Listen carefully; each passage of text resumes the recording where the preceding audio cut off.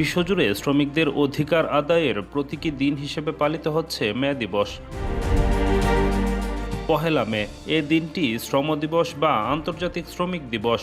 তবে এই দিবসের পেছনে রয়েছে ঊনবিংশ শতাব্দী ও তার আগে শ্রমিকদের বঞ্চনার করুণ ইতিহাস।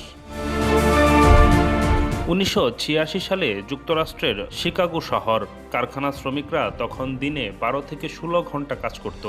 পরিবার, বিশ্রাম কিছুই ছিল না তাদের জীবনে। তখনই তারা দাবি তোলে 8 ঘন্টা কাজ, 8 ঘন্টা বিশ্রাম, 8 ঘন্টা নিজের জন্য।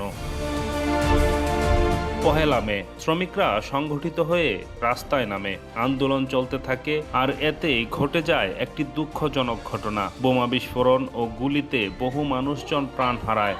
কিন্তু সেই আত্মত্যাগ থামাতে পারেনি শ্রমিকদের অধিকার আদায়ের লড়াই। পরে ধীরে ধীরে বিশ্বজুড়ে শ্রমিকদের অধিকার স্বীকৃতি পেতে শুরু করে।